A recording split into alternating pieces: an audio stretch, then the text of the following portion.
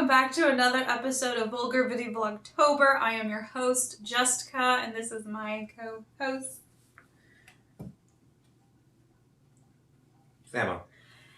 And we are here today to review in our saga of first of series, Candyman. It was released in '92, the year I was born.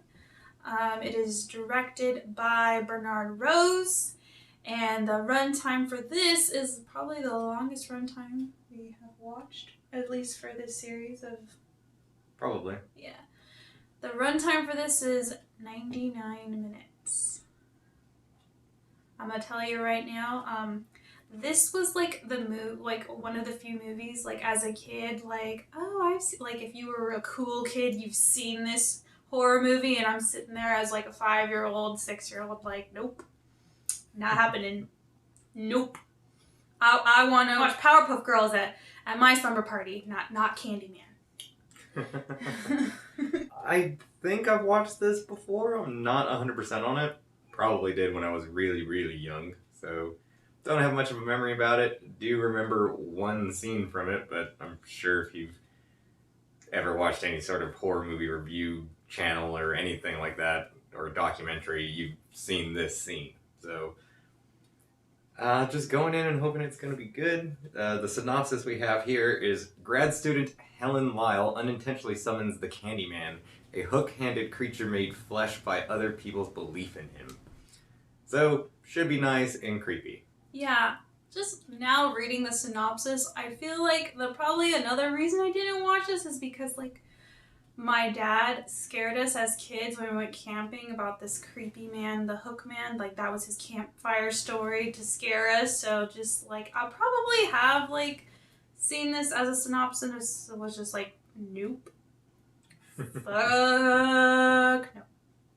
But I am now 27 years old, so I think I'm a big girl now, can handle it, so. All right, well, let's get into it. All right, we'll see you guys in 99 minutes. And we are back from our, I wouldn't say super duper adventure, but it was something. I liked our actors, Candyman specifically, Tony Todd, and the actress, Virginia Madsen. I didn't like her character, but I like how she acted in the film. It was weird. Like, it felt like we were having two different movies going on, in a sense. Do you get where I'm going with that? I think, because, like, for our protagonist, she's trying to figure out this story, and it felt like, even though she's trying to figure out Candyman's origins and all that, it still felt very like a different story, because the biggest con in this movie is that Candyman is barely in it. Yeah, I have to agree with that. We definitely needed a lot more Candyman. There's a lot of downtime in this movie where it just not a whole heck of a lot is going on.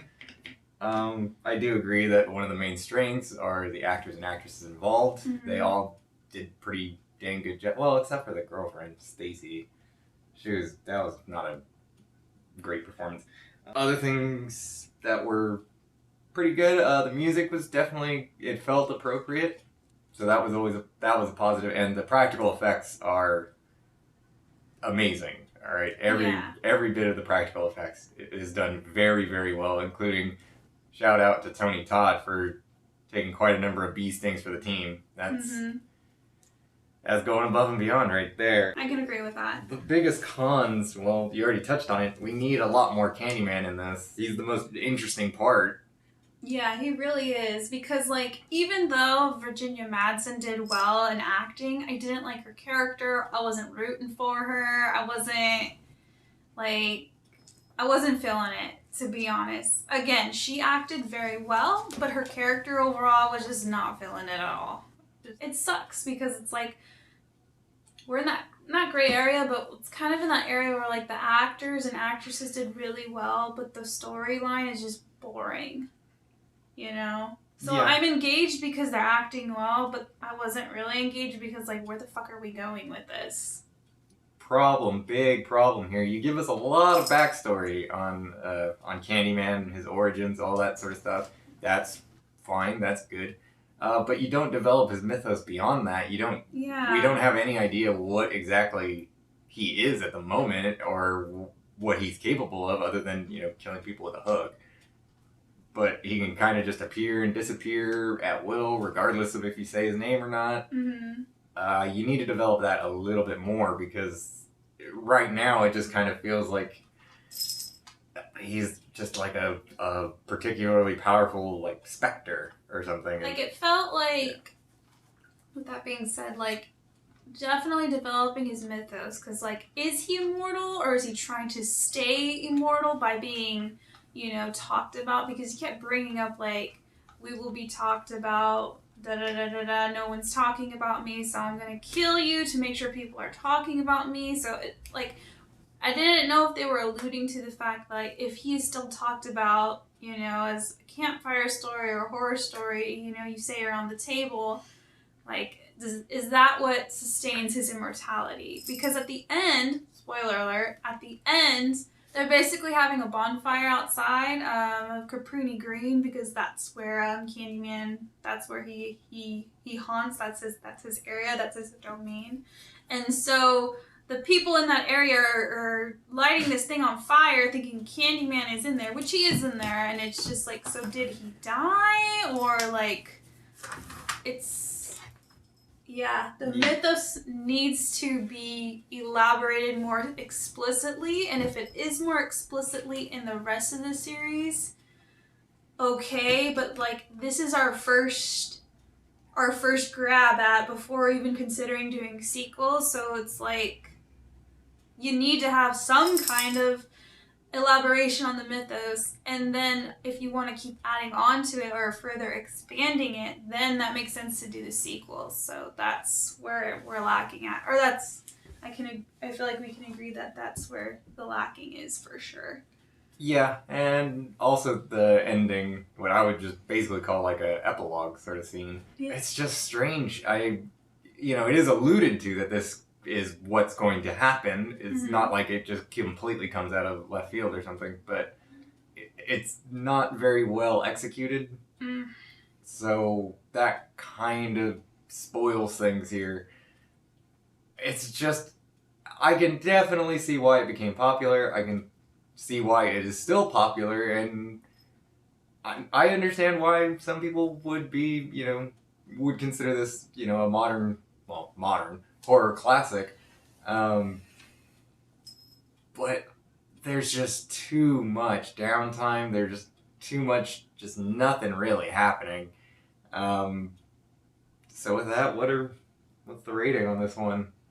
This is probably the toughest rating. It is, because like, what is done well is done really, really well, but where it lacks, it's really, really lacking. So, and that's where it's hurting it, honestly, because I agree. Like, I could see why this would be popular, because looking at it, if you just told me what it was about, like, you have this urban legend, this urban killer myth surrounded by, an urban area surrounded using modern time, like, like, I get it. I see it, because it's different. It's not your typical, like, this is a, I don't know, hoity-toity haunted house where, people are like, the dad like murders off his like wife or whatever. It's not like your typical haunted area. It's got its own uniqueness to it.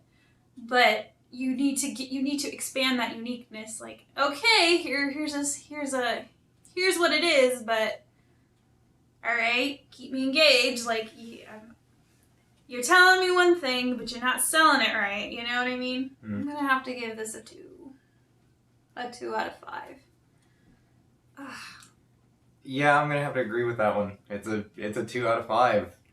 I was hoping it would, I was hoping to be scared, because, like, again, this was like the movie, like as a kid, like, oh, have you seen Candyman? Da da da da da. And it's just like, and that was the same thing with Boogeyman. And I'm starting to feel really stupid now as a child. On the same level of that, it's just like, I don't know. Like, I don't know why these movies are I could see why Candyman would be popular. Boogeyman was just trash.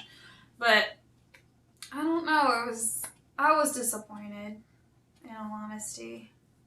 Yeah, it just came up short. That's all you can say about it. And now the real question, probably the more important one, in my opinion, for this particular set of films that we've been watching, would you watch the sequels? I feel like I would only watch the sequel if they're going to elaborate further on the mythos. I like Tony Todd and Virginia Madsen. If they're going to be in it, then, you know, if they're going to still bring in their strong acting skills, then yeah, I'd watch it for them. Tony Todd is in the sequels. I don't think. Virginia Madsen? No, I don't think Well, because they make it seem like she's going to be now part of, like, the creepiness effect to it. But I don't know. I would say I would definitely watch at least the first sequel. For some reason, I think this has like 4 or 5. I don't know if I'd go that deep into it. It would just all be reliant on every single following one. So 2, 3, whatever. It's always going to depend on how strong that one is. So I would definitely watch the second one. I probably will watch the third one because I believe this was originally conceived as a trilogy, not like from the first one, but you know, as soon as they knew they were going to do a sequel, they wanted to just make it a trilogy. So I would definitely watch the first 2 sequels. Everything after that would just be dependent. All right, well, it's unfortunate that was so disappointing, but happens sometimes. All right, well, thank you for joining us on this episode of Vulgar Video Vlogtober. We will see you guys in the next one.